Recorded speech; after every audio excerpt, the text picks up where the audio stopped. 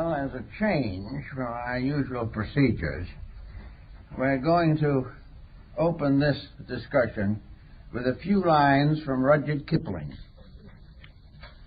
We had a teapot and let it leak. Not repairing made it worse. Now we've had no tea for a week, and the bottom's out of the universe. This is more or less the subject of our discussion.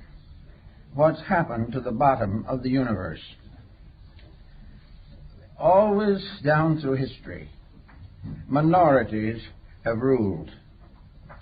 And today, probably 10% of mankind, maybe less, is administering the other 90%, very seldom having any direct contact with the needs and problems of that vast majority. Therefore, at this time, it is about the proper moment to remind everyone that the greatest of all the world's potential resources is the human being himself. We are the one important factor in the survival of our way of life. We are also, to a large degree, important for the survival of anything else on the earth, and perhaps for the earth itself. And yet this tremendous common sense majority has little or nothing to say about the courses and procedures of our civilization. We are completely controlled by a small group of professionals. Now, these professionals are not necessarily evil. They are not necessarily foolish. But they are not in direct contact with the world they serve. They have gradually isolated themselves in ivory towers of intellectual superiority and gaze down rather benignly, if at all, upon the world which they are supposed to regulate. They are simply incapable of the job. In the last 50 years, we've had the greatest advancements in science and education the world has ever known, and we're in the worst condition it has ever been in. It is because our entire attitude toward survival has very little basic contact with the essential humanity which it is supposed to guide, direct, and advance. There is a new humanism that is coming up, which it seems to me is well worth consideration, and that is the dignity, right, power, and authority of the folk.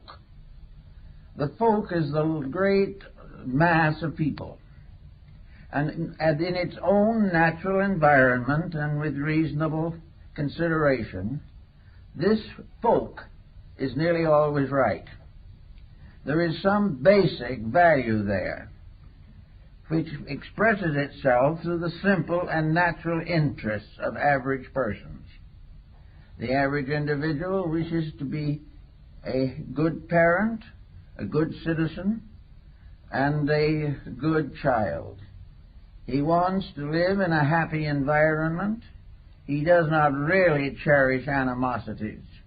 He is not addicted to the desire to be killed in war, nor is he intentionally dedicated to an industrialism which gives him no opportunity to be a person. So all these situations mean together that the leaders are out of touch with their followings, and the followings, for the most part, have lost acceptances of their leaders. We do not want the condition to continue as it is. And yet, to not allow it to go on, we must search for new resources of solution.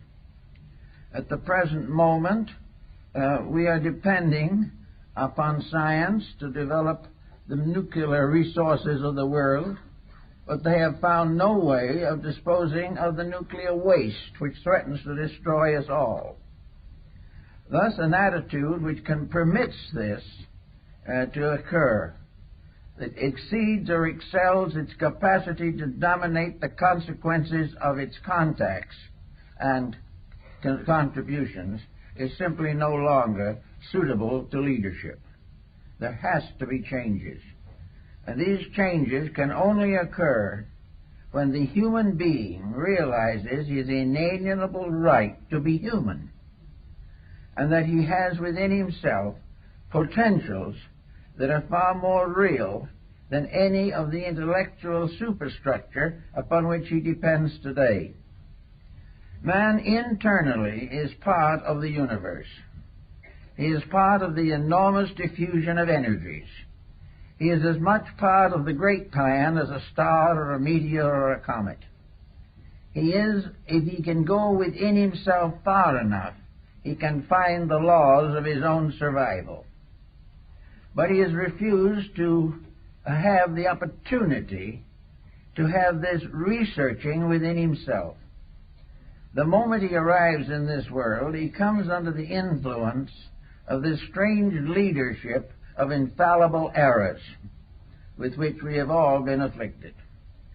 He goes to school, but he is not taught to think.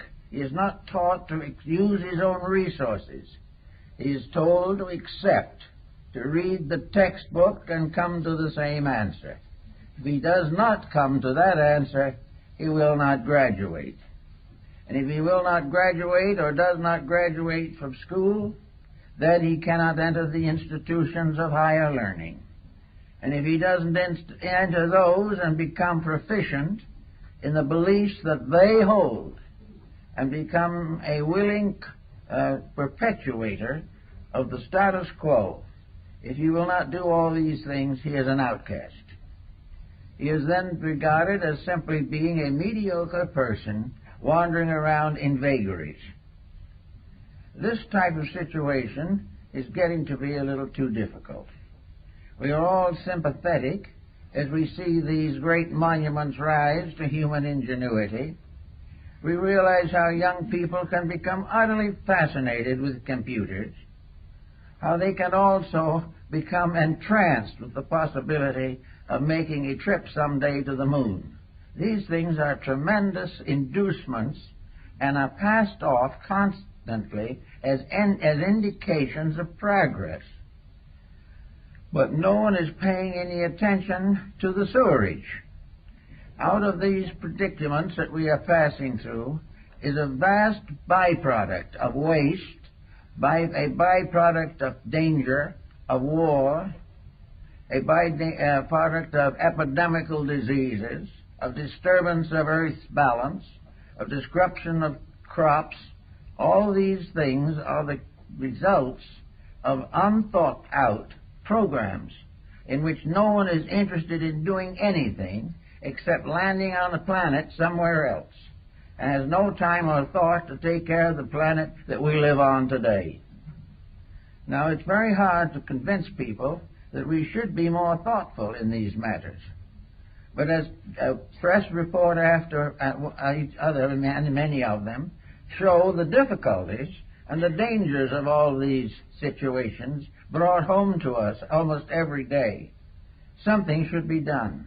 But the great remote body of the approved professionals does not pay any attention to these rumors at all. They arise from the unenlightened, whereas those of special privileges and special educational dedications go right on adding to the mess. So out of it, I think we have to find out where we stand in relation to ourselves. We have been given a terrible inferiority complex. The average individual bows hopelessly and helplessly before the wisdom of the elect.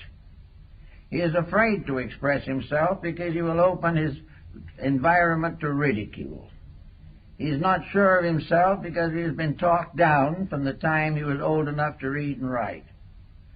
He is therefore in a confused state and has forgotten that of all the devices that man has developed, he will never develop one as important as that which was bestowed upon him by nature himself. This is the burden that we have to study more and more carefully these days. If we are looking for solutions to problems, there is no use looking where problems are being made and never solved. If we want to find out how to survive, we must gradually discover what is threatening our survival and do what we can to correct it.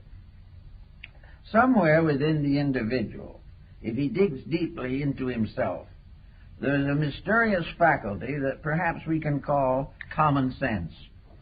It is in likelihood the basic qualities of mind. It is that intellection which has been given to all of us by a power greater than ourselves. The mind is an instrument to be used, not to be abused. Its uses must always solve something. Its abuses must always tear down something.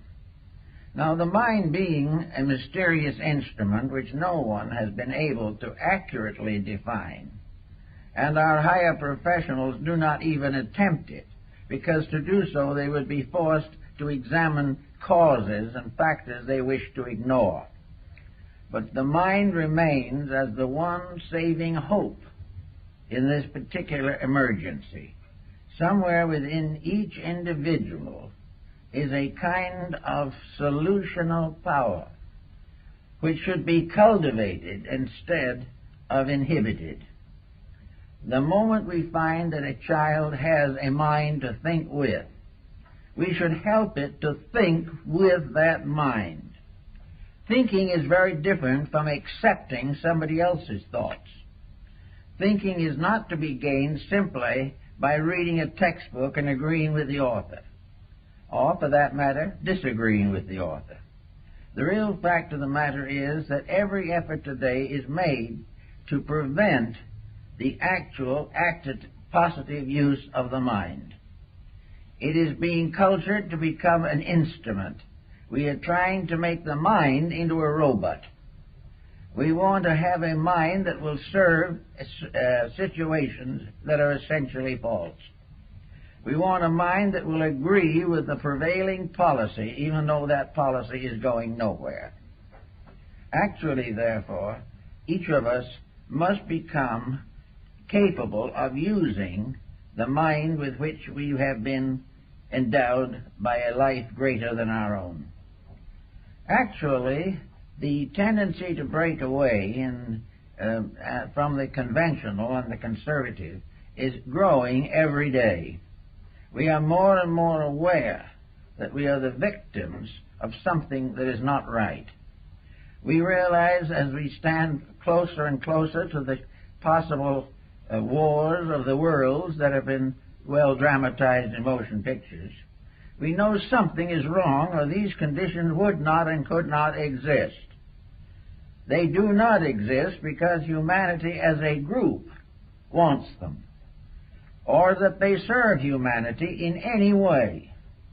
They have continued because small groups of ambitious persons want to play chess with the human destiny. They are not concerned with trying to solve problems. They are inclined only to consider the possibility of further advancements in some highly specialized structure of munitional warfare. They are interested only in digging in and finding more abstract theories which they can turn to the advantage of limited groups. Now, these minds have formed a partnership, or if they haven't formed it, it has occurred naturally, with other walks of life, which feed into this monopoly. These other walks of life, for example, one of them is the psychosis of wealth. They have tried to make every human being subservient to a colossal ignorance simply by offering a reward. They have taken the attitude that if we will follow the leadership of the self-appointed leaders, they will help to make us rich, will help to make us famous, and will help us to become dyspeptics or in one way or another destroy the body in which we live. Actually, we are told that if we think for ourselves, we will be poor. If we think as we are told to think by the elect, we may retire as vice presidents of some monopoly and have a grandfather's clock presented to us in recognition of 45 years of faithful service. My uncle got one of those clocks. But these years of faithful service, what did it do to him? It destroyed in him the entire structure of individual creativeness. He did what he was told. He went to office every day. He followed the rules exactly. He had a fair living and was able to support his family. And he passed out of this life at the end of 83 years without actually having thought anything through for himself. He had no idea of the kind of world he lived in, and for him, pleasure and success was to be able to take a ride in a sailboat. Now, this is what has been gradually happening. The sailboat has now become a yacht, a land yacht, and living has now gone into the multiple figures so that the elite can hardly get by on $1 million a year. But with all this money, what is being solved? Nothing. The individual in his wealth goes down to sickness and death, and the more money he has, the more extravagant his death will be. So we are in a bind. And those who are supposed to get us out of the bind are getting us further into it. So the problem arises that more and more there are rebellions, revolts, revolutions, in which individuals are tired of the way we are mistreated by those who are pretending to be our superiors. We are not referring now to political superiors. We are not referring to those who become dictators or to those ragged and rugged generals who lead bandits through the hinterland. We are referring more directly to the type of leadership which under one guise or another prevents us from growing out of the disasters which have been created for us. Now, they will almost always say, of course, that we made these disasters for ourselves. There was no reason why we couldn't have lived well in spite of the upper crust with its eternal problems. The answer to the thing is it doesn't work quite like that. The moment we fail to conform, we are penalized. It is not a case of where we are better off by trying to be ourselves. We are told, and it is proven to us, that if we break the pattern, if we do not follow the mistakes of the ages, we will be in tragic conditions now, and there will be no remedy. In other words, if we want to go out and beg for world peace, this is a kind of treason for which we will be penalized not only by the leaders, but by those whom they have indoctrinated right down to members of our own families. The whole situation is out of hand. But inside of us there is still this humanity. There is a power inside of the person which is the only possible solution to the problem.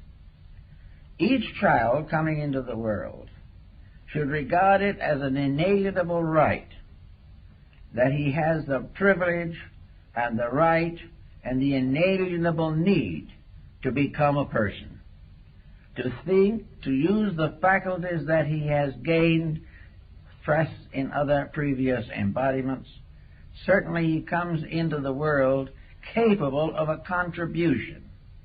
But in order to make that contribution, he must now go through an elaborate process of having his individuality killed and being forced to recognize that individuality is dangerous to all of the material advantages which he hopes to gain from life. There was one comforting thought, however, and that is that these advantages that he is suffering so much to maintain are themselves failing. and by degrees every advantage is being wiped out by a corresponding disadvantage, which threatens the survival of the race. Back somewhere in the old days, we wonder sometimes how civilization started. How did we begin this strange, curious, and complicated journey down through time? Who started it off? And where in the world did the great foundations of our knowledge come from? Who were the first scholars? Who painted the first picture? Who wrote the first piece of music? Who was the first to find means of healing the sick, or of creating a code of laws for the benefit of humanity? We're not quite sure, but we know that these things did not come from some privileged overclass. They came through the recognition of the necessities of survival.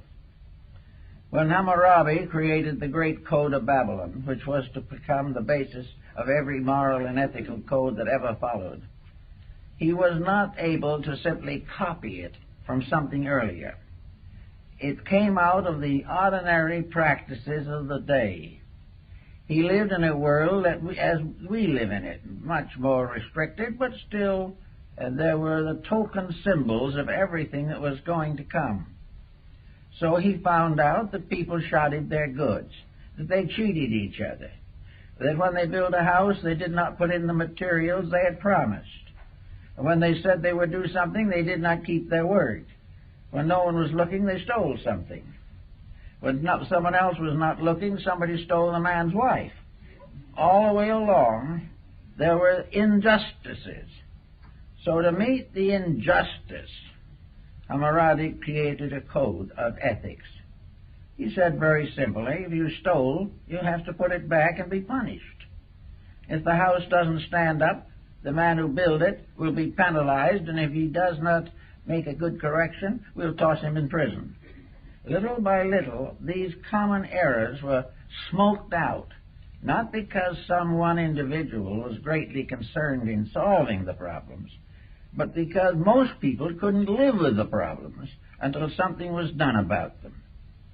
In the Spartan system, Lycurgus became a very prominent figure.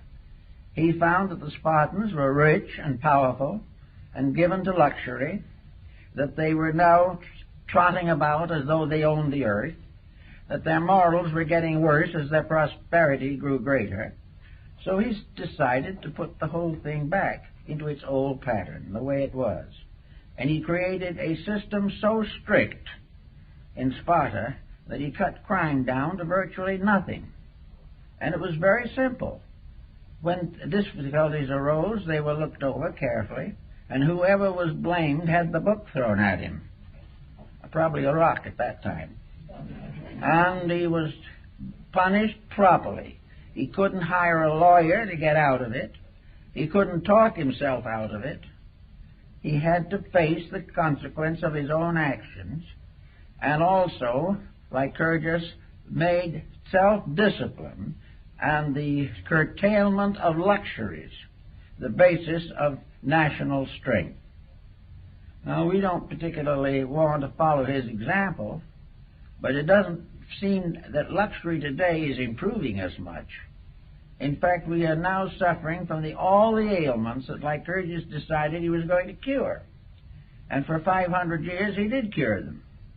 And after he was gone, the process was continued, and for a long time Sparta was more or less a well-disciplined, orderly, low-crime country. But of course, that was long ago. We are supposed to forget these things and not to realize how our forebears solved problems. The great intellectuals tell us, oh, don't worry about the past. We've outgrown all those homely laws. They'll look to the future.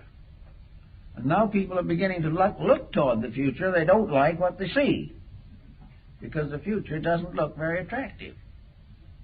If, however, we realize that back in those days, when the tribal chieftain made the rules, when some oracle spoke the decisions of state, and where all the legislators bowed before the altars of their gods and depended upon divine support for the perpetuation of their priestly and princely activities.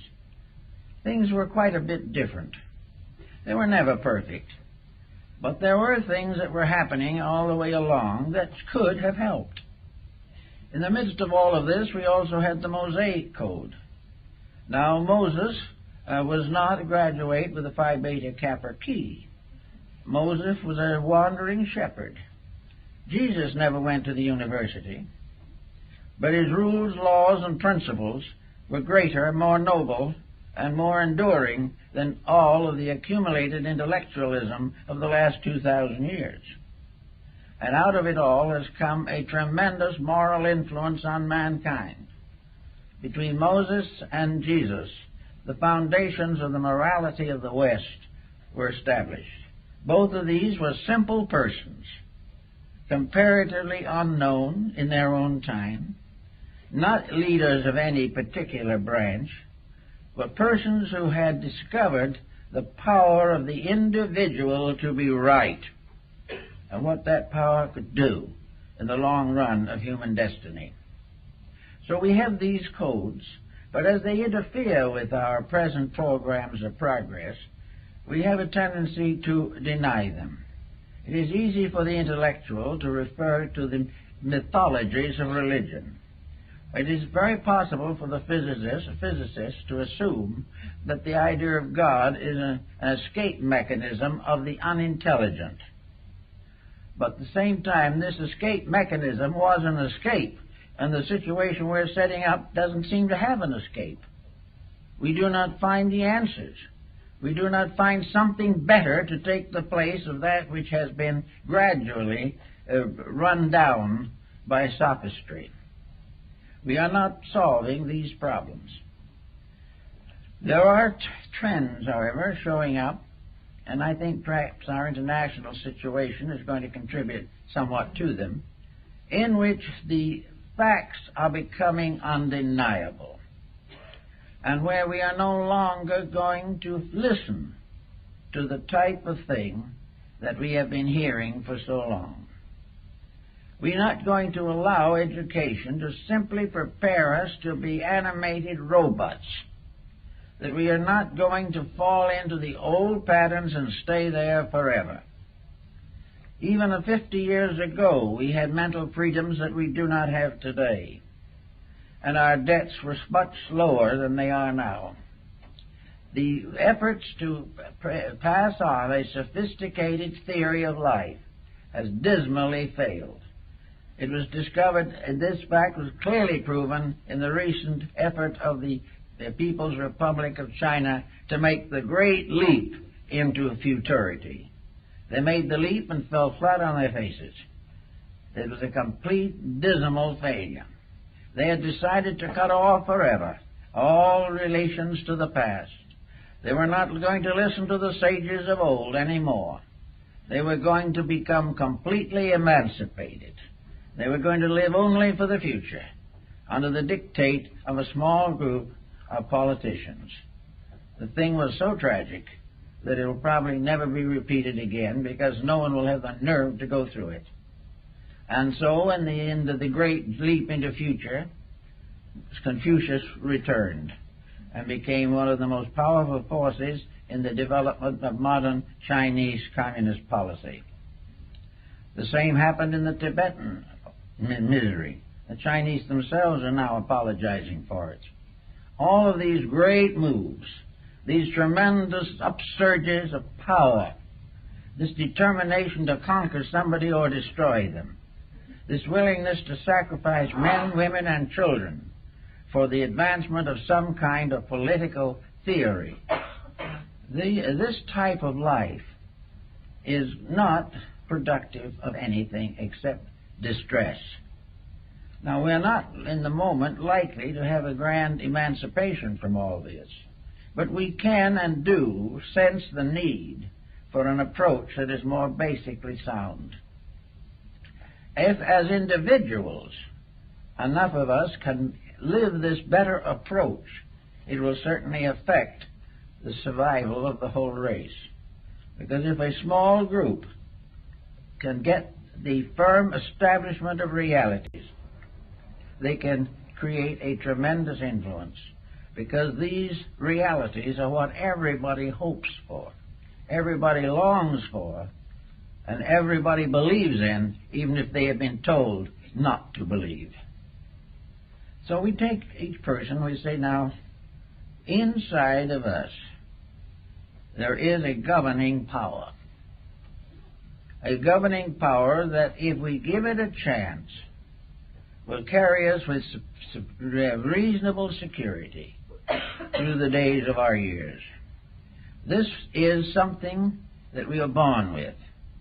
And if by some circumstance our previous karma does not make this very obvious, then we must find the fact that an embodiment or an incarnation in which we are unable to control negative factors in our lives, this incarnation bears witness to unsolved problems of the past.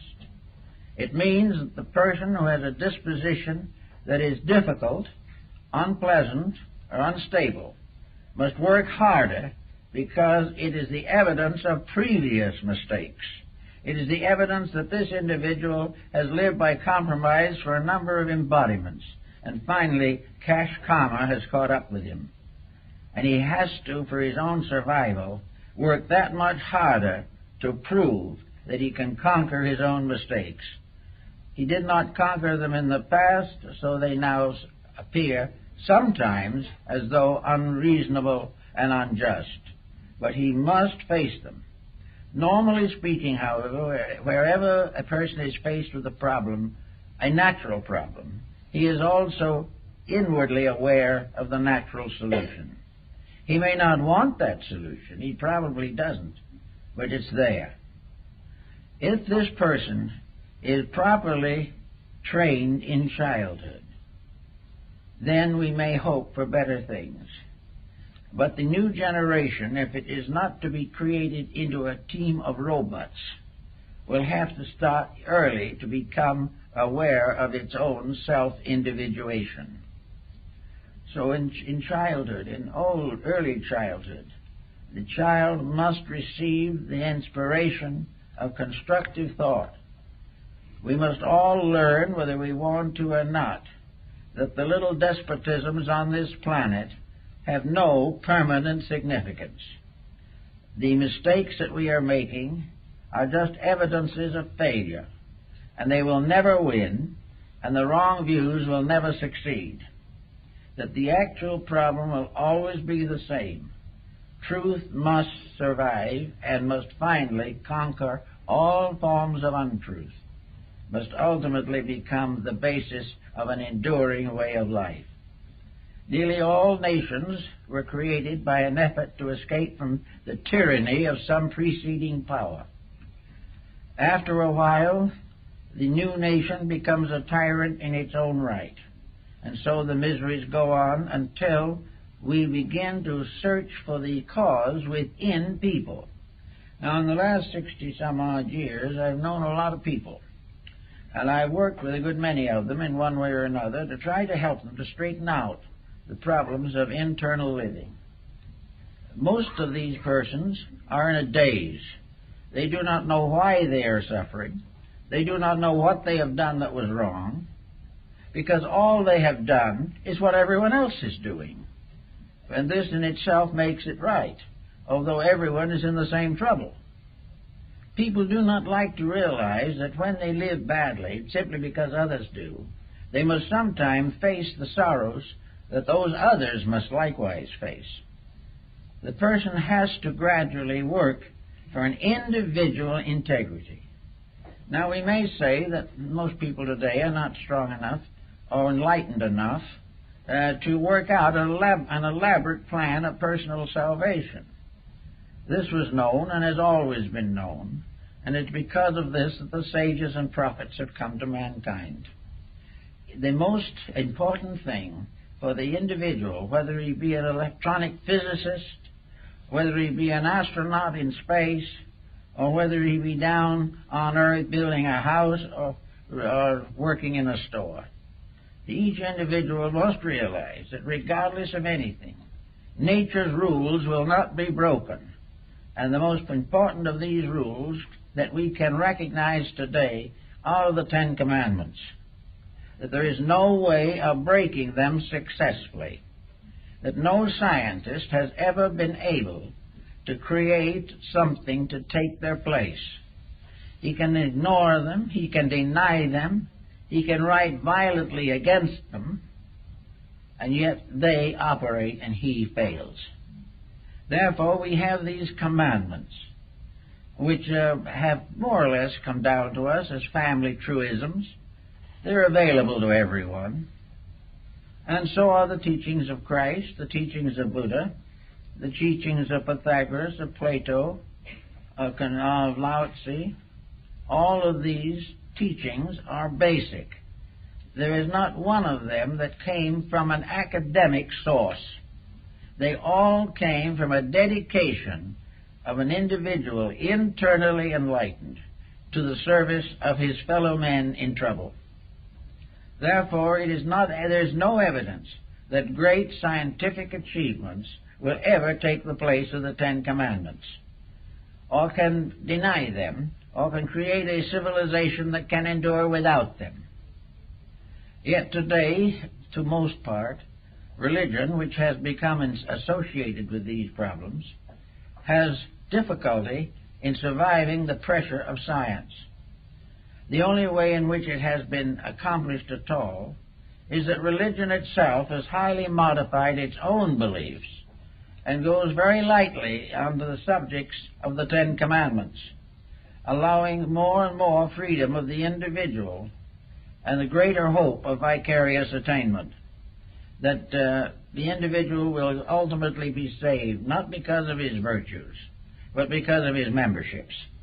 As long as this continues, we're not going to have much progress in that field, but the great intellectual group is well satisfied. Now, with the problem of trying to find out what to do, we find people, I've found them with very strange complexes as to what to do. One will tell you, yes, I do believe in the Ten Commandments. I believe in the Sermon on the Mount. I believe in the teachings of these great people. And I'd like to live them, but if I live them, I'm likely to be poor. That's bad. Instead of worrying about being poor in spirit, they are worried about being poor in worldly goods. So we do the best we can considering the situations in which we find ourselves. Now, there are problems that you have to face in these fields, and where life has become a series of accepted responsibilities, these cannot be ignored. But there can be a series of improvements over long periods of time that can not only influence the person, but his descendants and those in the community in which he lives. The problem of the person not being able to keep all of the commandments does not justify him in trying to break all of them. He has the right to improve what he can and the best he can. He can have the right to prove that he is conscious of the needs of the society to which he belongs. He can prove that he recognizes the importance of quiet living, that he does not consciously or intentionally break the rules simply to gain luxuries that he does not need and which in likelihood will turn against him. And nature, in working with luxuries, has a lot of tricks up its sleeve. The luxurious individual, with more money than he knows what to do with, and very little thought about how to do anything, this individual with more money is in a condition to destroy himself more quickly and more effectively than if he had less means. Money can become the basis of the complete degeneration of character. It can afford all the dissipations which are no good for it. It can overlook all the natural social responsibilities which people of less means share. So wealth becomes a punishment unless those who possess it are able definitely and completely to dedicate it to the common good of all mankind. Anything else is going to simply make life difficult for themselves. So wealth is not a reward for wisdom. It is usually a reward for selfishness. And nature does not agree to this. And so in one way or another, it is forever penalizing those who break the rules. Another type of thing that we could use, perhaps with advantage, is the idea of living in honor with family. Honor the father and the mother.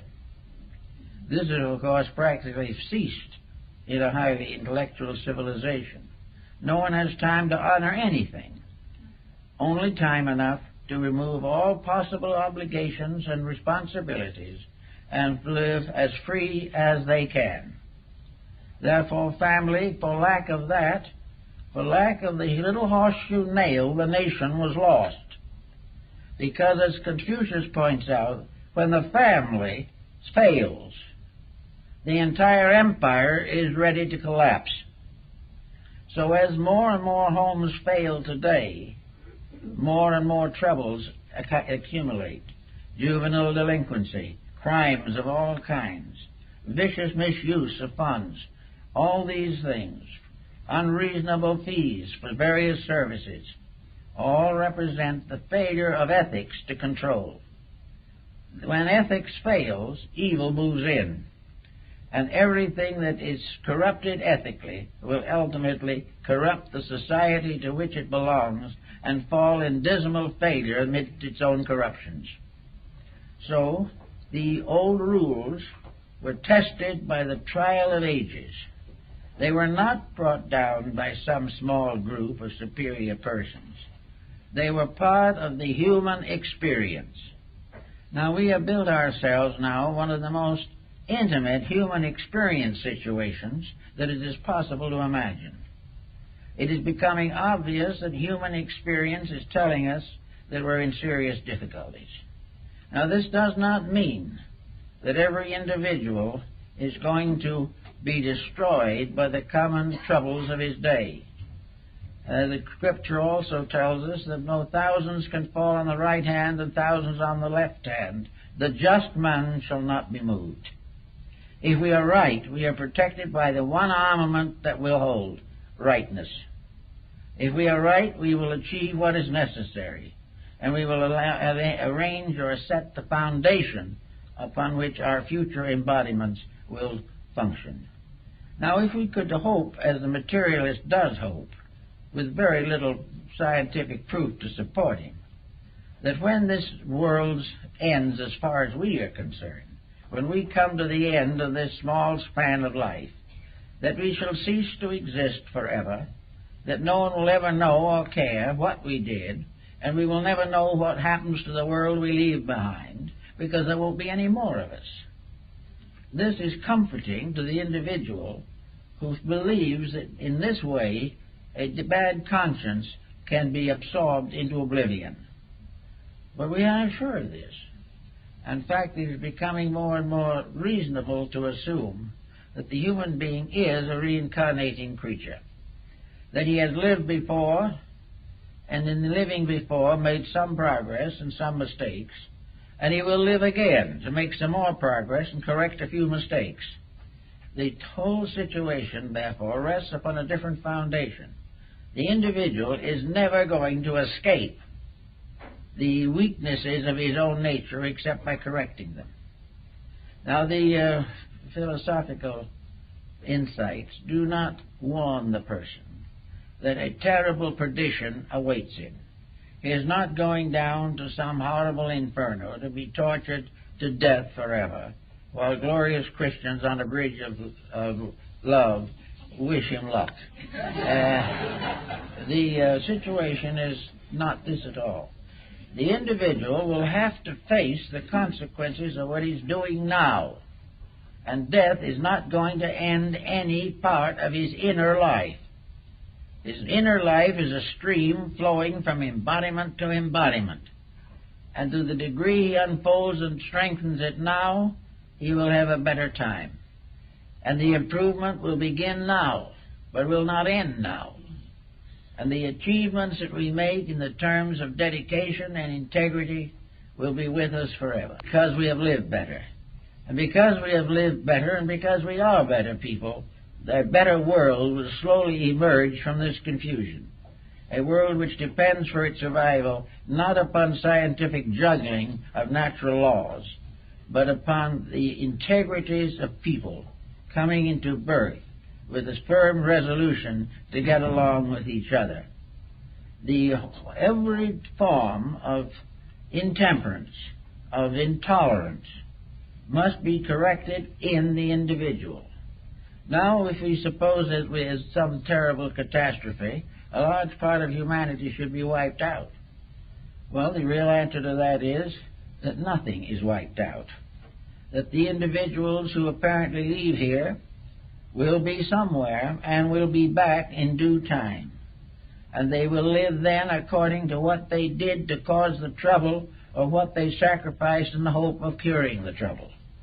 The individual's integrity is his only security. It is the only thing that can surpass in strength and significance the small laws of security which we have in this world. So I like to think that in the new idea of humanism that we will have one humanity functioning forever, or at least for all available reportable time. Nothing is forever except foreverness itself. But for ages to come, humanity can be a great unfolding motion through space, in which a divine creation, gradually becoming inwardly enlightened, can build for itself a future in harmony with the will of God. These things can happen, but we have to use whatever means we have to make them happen. We know, for instance, that most people have a tendency to be good-natured, and that the majority of them assassinate this tendency every day. They do something that is not pleasant, not kindly, not charitable. In this quiet charity of ours, jealousy pops up, and we're sorry afterwards, but we said a lot of mean things, and as one told me, I'm sorry I said them, but I'm glad the other person heard them. This is what might be termed the true Christian spirit. Then somebody else doesn't approve of something. Someone always disapproves of things we do. We have the wrong job. We wear the wrong clothes. We go to the wrong church. And somebody has to save us from this deadliness of our own inadequacy. So someone who doesn't know a thing about it will become a violent reformer. If by any chance we prefer our way to the recommendations that this other person makes, then the other person is righteously indignant. They have been denied the right to save us. And so another feud starts. Everywhere people get all worried about something. They're worried about the church their friends belong to. They're worrying about the race their children marry into. They are worried about the job they have. They are worried about the politicians they have and would like to vote for someone else. When they do, they'll keep right on worrying. So people are all upset. And the natural kindliness of the soul has no chance to express itself. This is the reason, probably, why monastic orders sprang up in different religions, and those who wished to live the good life simply separated themselves from society, retired into a convent or a monastery, and remained there, spending their lives in prayer and meditation. This sounded as though it might be a pretty good idea, but it was actually a failure, for the simple reason that these people gradually became useless.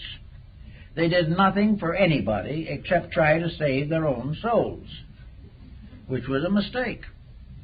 The whole of humanity is built upon an idea of cooperative comradeship, everybody helping everyone else to fulfill their proper, reasonable, and honorable desires. So in true, the idea of a true humanity, modern humanity, is a cooperative, a process in which the problems that arise are solved by the people who have them. Imagine what it would save in the terms of money if we could all solve our own problems, rather than spend elaborate sums in order to have professionals try to solve them for us. If we could take care of the little differences that come up, so that we have no longer lasting grievances, we would have better dispositions, there would be fewer heart transplants and things of this kind, because we are destroying our own dispositions and our health by our attitudes. So if we want to try and get into this better world of the future, we all have the right to be right. We have the right to do the thing as it should be done, regardless of how other people do it. We have a right to be kind even when others are unkind to us. We have a right to be honest while we are being cheated. We have a right to be patient while things go into confusion. We have a right to become bigger than circumstances. Until we are, circumstances will continue to press down on us with an almost irresistible force. So we have the right at all times to a strength beyond anything that the world can confer. The strength of a dedicated will is beyond human attack. We can do it. Now, the dedicated will in ancient times sometimes led to the stake, torture, and those kind of problems. Fortunately, those days have more or less disappeared, although some of it seems to linger in the outskirts. But we are now largely safe physically. The main thing is we are ridiculed and we are penalized if our attitudes are not in harmony with the times we live in. This type of penalization, however, is becoming so general that there is a tendency for those so penalized to unite, organize, and stand for their rights. Little by little, the policies of entrenched minorities are being broken down by the people whom they have failed to protect. And little by little, the great power of the many is being restored. The main problem now is that the many will have something constructive to offer. The only way in which the many can really solve the problem is to release native intelligence, to become capable of common sense, a mysterious faculty which is in short supply and in eternal demand. The common sense tells us the facts of things, unvarnished and free from all the promotion, public relations, and salesmanship that is afflicting our society.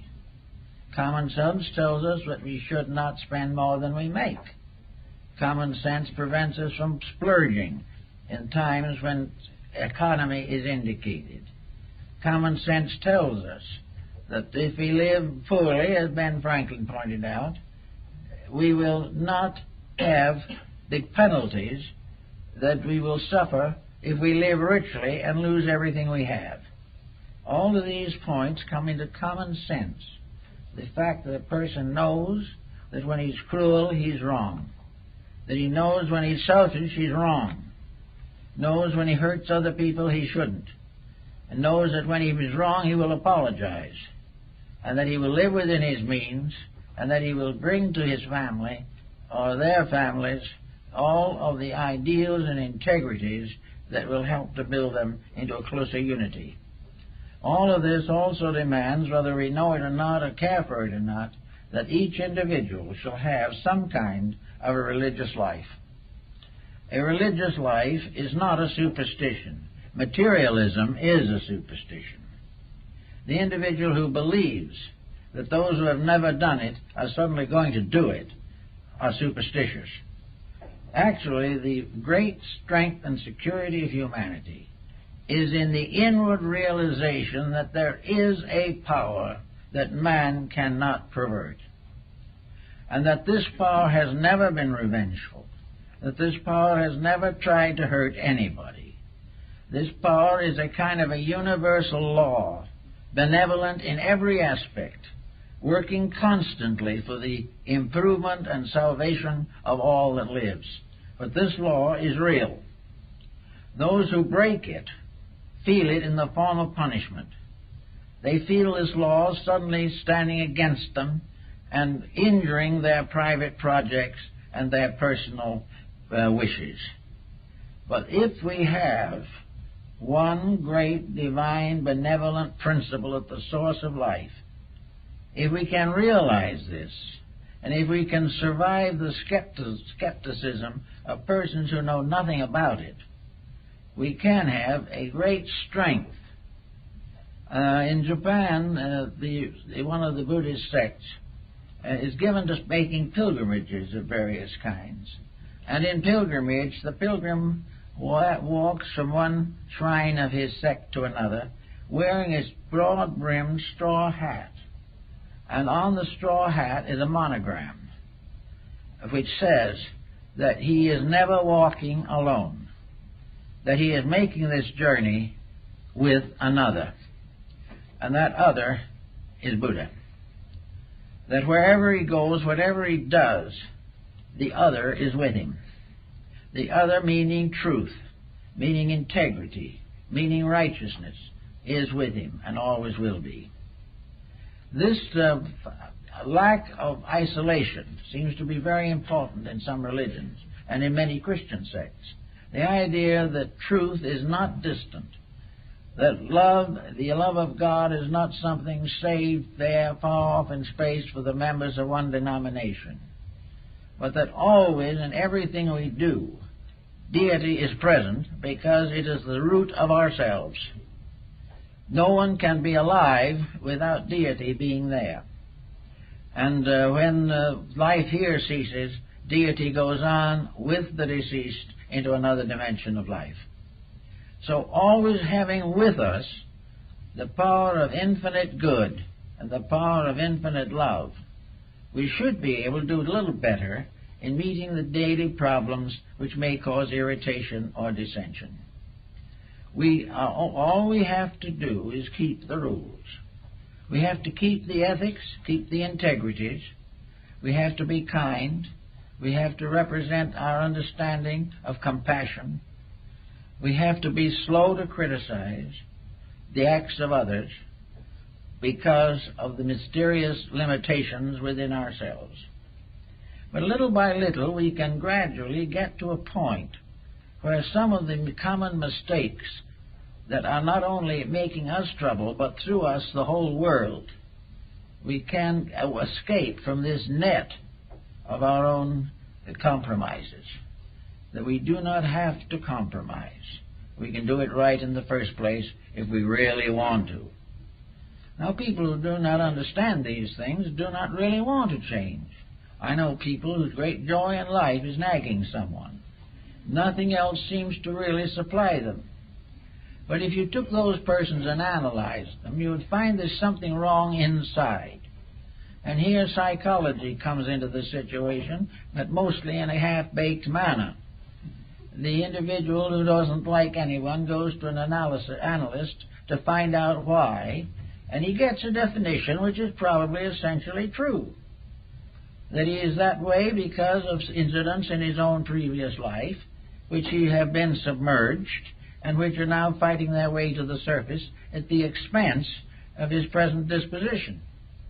This is probably reasonably true, but what do we get as a real solution for this? How is this individual suddenly not going to do it? The idea is that if he finds out the cause, he will correct it himself. This is optimism. He generally doesn't do anything of the kind. He finally has an excuse for his present condition, and he works it for all it's worth. This I've seen happen many, many times. But theoretically, a person with problems has to face problems. Sometimes he discovers his memory is a very useful thing. One of the things we are warned about by materialists is that we shouldn't trust memory unless it has been schooled at Harvard. But at the same time, if we don't trust memory, we're going to miss a number of things. We can remember back to the situations of early life that could very well have caused the difficulties that we have. And these difficulties will keep right on bothering us. And we will say, it's not my fault at all. It was my uncle who was to blame. He's the one who caused it all. Or it was my family breakup that set me onto the wrong path. But realizing this, the individual can stop and begin to use an alchemistical transmutation of his own remembrances. And if he can clean the mysterious stables of his own memories, he can do a great deal to improve his present disposition. No matter what happened to him anywhere along the line, he can get over it if he really wants to. So he can say to himself, yes, this was my cause of trouble. Now, what is it that happened at that time that in the divine plan of things had to happen to me? Why did I have to go through that? Why does the neighbor have children that are happy and are living together in comparative tranquility, and my family went on the rocks? Why did this happen? Well, there are all kinds of answers, but the substance of the matter is, as we look at it today, that the condition that has been caused is wrong, and that this condition has been allowed to control life and make trouble for the individual maybe for 60 or 70 years. He's never got over his grievance. He was here to get over the grievance. And philosophy, religion, science should teach him that there is a grievance to be recovered from, and that it is only his own integrity that will do it. And when it comes to leaning on science for this type of recovery, it can only go so far. It can help to clarify the problem, but no individual can solve it without the use of his own willpower, common sense, and integrity. So we have all these problems that are here to make us learn. We are here to realize that this schooling we're going through is an educational process. Life in this world is not a vacation. It is a period of schooling. It is something in which we have lots of opportunities to be happy. We can occasionally take a nice ripe apple to the teacher if we want to. We can have good friends in school. We can have interesting lessons to learn. But we are here to learn. And by learning, to accomplish the one thing that learning can do, and that is help us to correct our own mistakes. We are going to have to be individuals.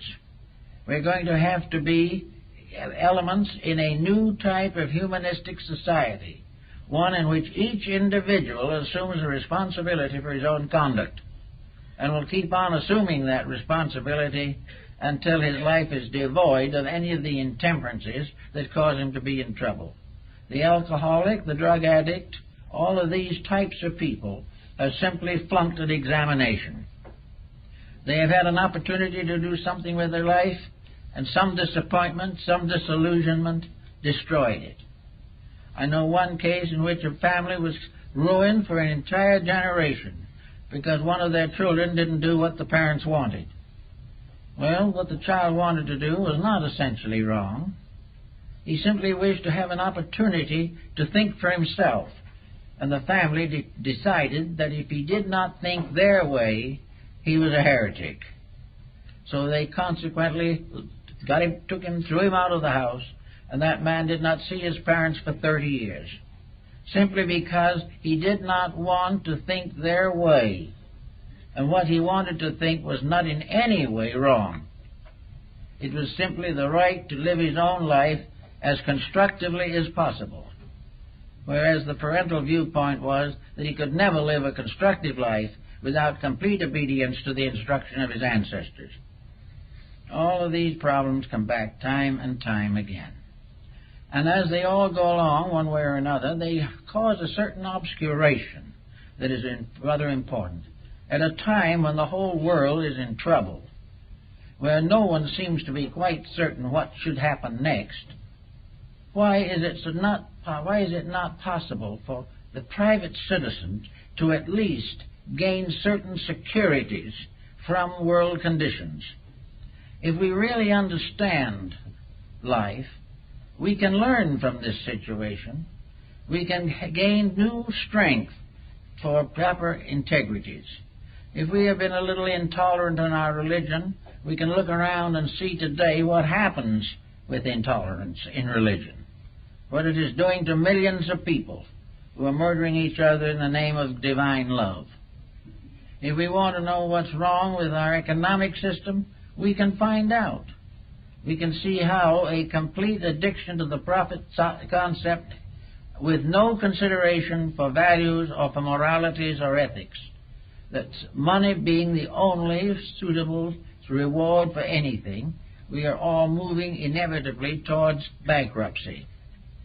This we can see, and we take what little funds we have and use them wisely, kindly and graciously, and not in the desperate effort to make more from them than they are worth. And the same is true of health. Our health problems are largely controlled from within ourselves. Most ailments begin through a corruption of natural law. Something goes amiss, we do nothing about it. We keep on breaking the rules until finally the body gives up in despair. A good disposition is invaluable to the health of the body.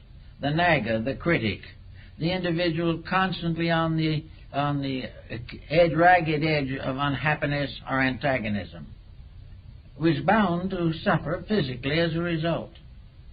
In many cases, the mental breakdowns of advancing years are simply due to the fact that the individual never used his mind properly when he had it in full supply. Everything has to work out. We have to get the things that are needed, and we have to do them. So our courts of law are buried in cases, most of which are in one way or another a monument to ulterior motives. Our hospitals are bulging with patients who are paying exorbitant fees for failure to have used common sense in the first place. All our industries are in trouble. Competition is destroying one corporation after another, and the great struggle to control goes on, and the great leaders of our lives, the great educators, do nothing about this. They keep right on in the laboratory trying to decide what is smaller than a gnat on a gnat's back. We are told that if we can merely get into communication with the Milky Way, it's going to be pretty big stuff. But actually, in the meantime, the Earth is neglected. We are gradually failing in most scientific projects to recognize the importance of sewerage. We have to have some way to get rid of what we don't want. Now, when it's mental and emotional sewerage, we have trouble with it in ourselves. It causes all kinds of stoppages and all kinds of ailments. And the individual's digestion, ruined by his disposition, continues to damage his health. While we are building the great skyscrapers and we are building the great neutron machineries, we are forgetting what to do with the nuclear waste. No one is even thinking of stopping doing it. We're polluting everything in sight. We don't know where to go next. We are liable to fill the ocean up one of these days. Then we put it in tin cans and put it in the bottom of the ocean, knowing that in a certain number of years the tin cans will disintegrate and they'll all come out. And we call the people who think these things this way pretty big people, really great minds. And we honor them and build statues for them on the campuses. These people just do not function right. And we've got to overcome this before we can really function correctly. Now, we're going to leave the world, not in the not too distant future, most of us, and it's not going to be all just up to us to live in the new world that's to come. We may come back to it. But the main problem is to try to make a reasonable improvement of ourselves, so that we will not waste the 80 years, or whatever it is, that have been allotted to us in this world. The only successful solution is that we will leave this world a little wiser and a little better than when we came in. If this achievement is not there, then the real purpose of embodiment has not been achieved. We've got to try constantly to leave this world better ourselves and leave behind us a better world than the one we came into. Now, this is against political ambitions. It is against all this great power play that we are living with. And we look around us. How about the simple process of taking some of this vast amount of money that we are spending in all kinds of weird projects and seeing if we can't, instead of putting a man on Mars, make life safe for a man on Earth? Why can't we begin to use our research facilities to clean up our own dirt? Why should we spend all our time wandering about in space where we're having nothing but trouble here? This is something we all have to work on, but it calls for common sense. And it has always been the same. After a certain period of the misapplication of authority, the people rise to solve their own problem. And today there are more and more who are concerned with these problems and who are determined to do something about them. The whole purpose, apparently, of human existence is to make this world safe for humanity. The great science of humanism is the science of how it's done. How can we make sure that poverty, crime, unemployment, and corruption of basic elements and materials, the exploitations of natural resources, how can we be sure that these mistakes are corrected? What kind of a level of intelligence do we have to establish to make sure that life here is saved from the corruptions of selfishness, superstition, and fear? If we do not accomplish this, science has not done too much for us. But if science can now turn and devote itself to the explanation of the reason for humanity, the aims for which we were intended, the plan to which we belong, and will give us a working schedule of self-improvement and cooperation and integrity, and gradually weed out dishonesty, we will all have a much better chance to live. And this is the problem. There is a lot of potential genius in the human being. Most of this is now killed out. The individual is not permitted to become the great scholar, the great philosopher, or the really great scientist, as was the case in ancient times. He is not permitted to be a great artist. He can only think now of painting something that someone will buy. And because of the low level of the customers, his art is becoming more and more deteriorated, and so is his music. All of these things show the decline of values. And at the seat of it all is a great educational institution, with the primary purpose of which should be to perpetuate values, to make them real, to give the individual a trestle board of achievements and plans and programs and projects by means of which each individual in his own way will have the opportunity to live his life constructively and in conformity with natural law. Until these things are achieved, until this is accomplished, we're just going to have trouble. But this new system is arising. Everywhere on earth, people are becoming more and more conscious that the first problem that must be solved is humanity. And that when that is solved and we are all safe and sound, then we can speculate. But until that has been achieved, the attention being directed to other things almost exclusively is dangerous. We have to solve the human problem first.